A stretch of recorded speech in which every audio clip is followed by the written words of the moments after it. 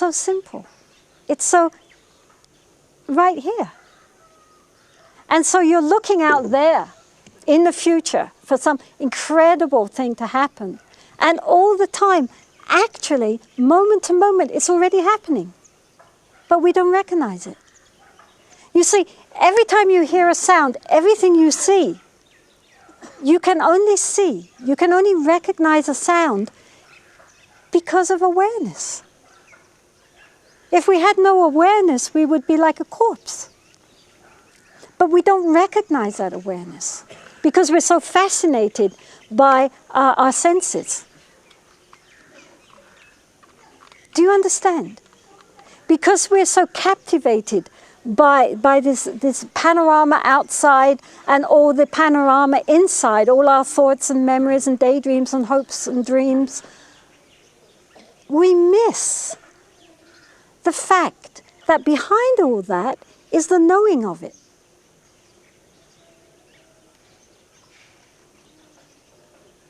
Without that, we couldn't know, in fact. So every moment we are actually right there, but we don't know it. We don't know that we know.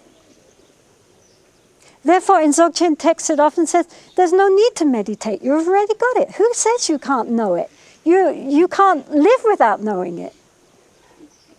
There's nothing, you know, I mean, it's a paradox. Because in order to hear, to see, to think, we have to know. So who says we don't know?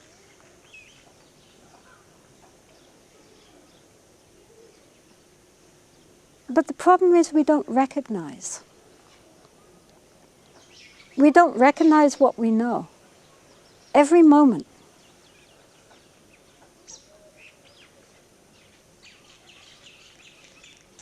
There's nothing to get. We already have it all. We just have to uncover it.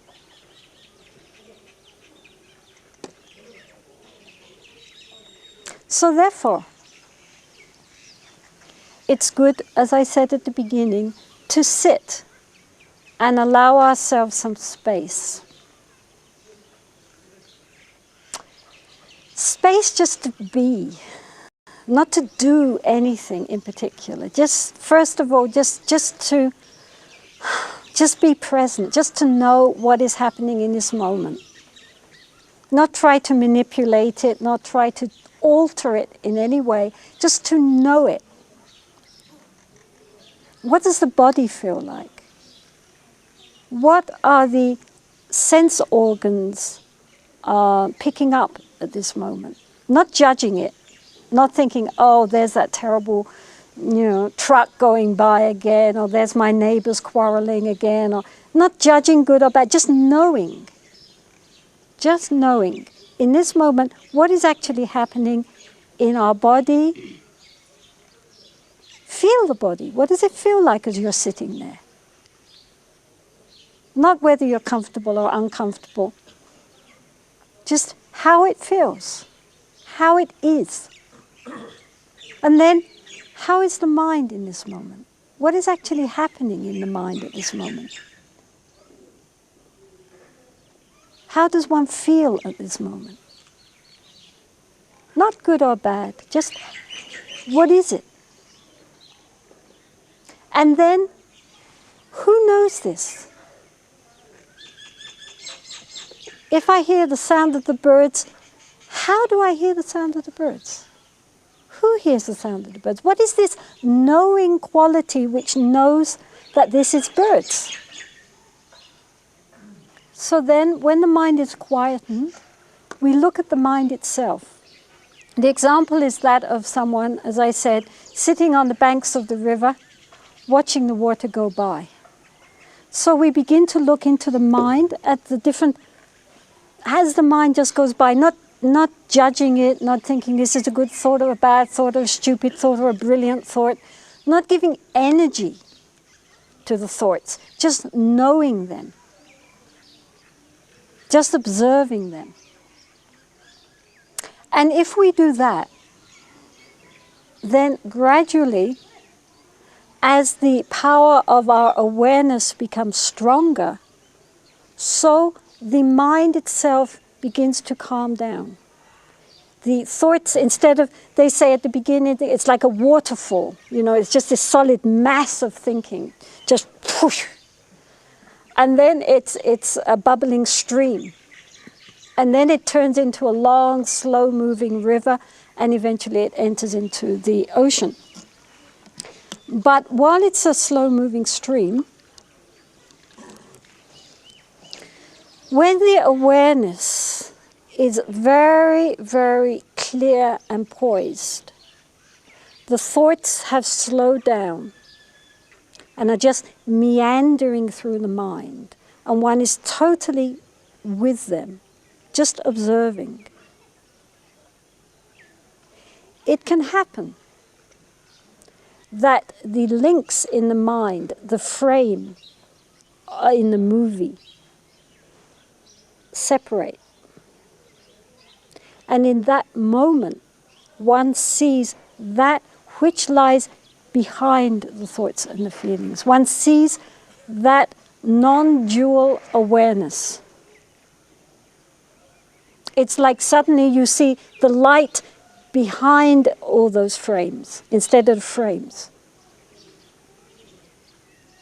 One, at that moment of seeing, then that which sees, that which knows, and this other pristine, bare, naked awareness are one, because they are one.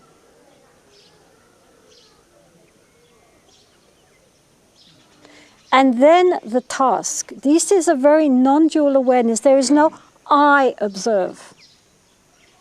There's no I am aware. There is just awareness. Normally when we say, I know, right? It's I know this, I know that. So there is immediately a duality, right? There is a known and there is someone who knows. But in this kind of knowing that we have been I've been trying to express to you, there is no I behind it. There is just the naked knowing. And because there is this bare awareness, there is no question of judgment. There is no question of conceptualizing. That belongs to the known. It doesn't belong to the knower. So then when we are really observing the mind very, very moment to moment to moment, it can happen that the conceptual thinking falls apart. And at that time, the one who observes and the observed become non-dual awareness.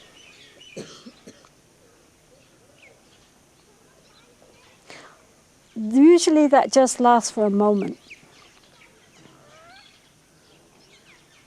But after that, the task, in a way, you could say, is to prolong those gaps and make them more frequent. It's like flashes. When you meditate, it's like suddenly a flash of knowing. And then the mind comes back and, oh wow, yes, now I've got it, you know, and it's gone, right? But to prolong that and to make them come more and more often. Also during the day, not just during meditation, but whenever we think of it, to bring ourselves into that state of awareness. We can do it. This is really the quickest way.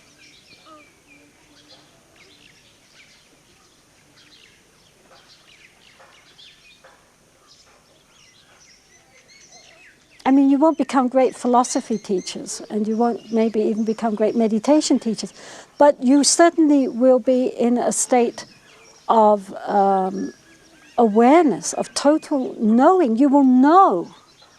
Not know about, but know. You see, most of our knowledge is about and about and about. We don't directly experience.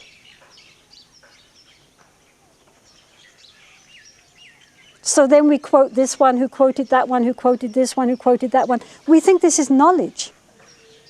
But this is just lots of, mind games.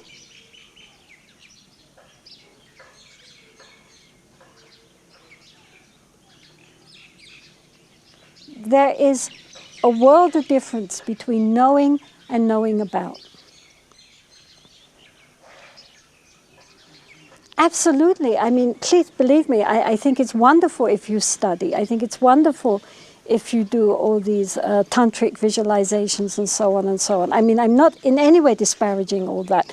The Tibetans, through centuries and centuries, and not just the Tibetans, but in other Buddhist countries also, have produced extraordinary amounts of realized beings. Extraordinary. I mean, when one considers Tibet was such a tiny, tiny population,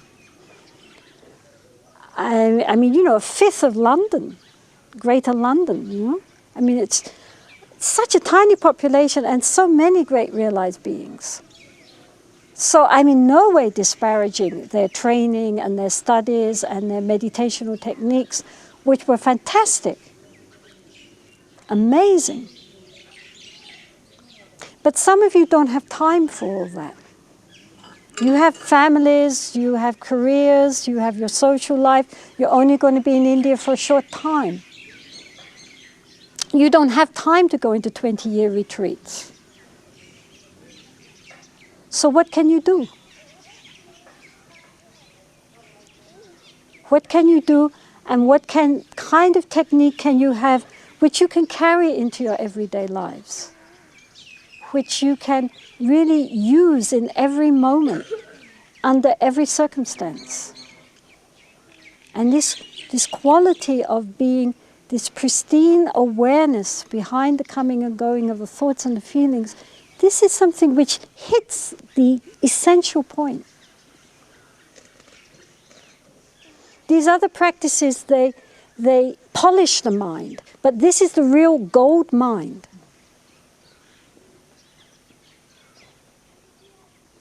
In Buddhism, they have this very beautiful custom in all Buddhist countries of when one does something which is basically a good thing to do, which is a virtuous thing to do, which is a nice thing to do, they rejoice.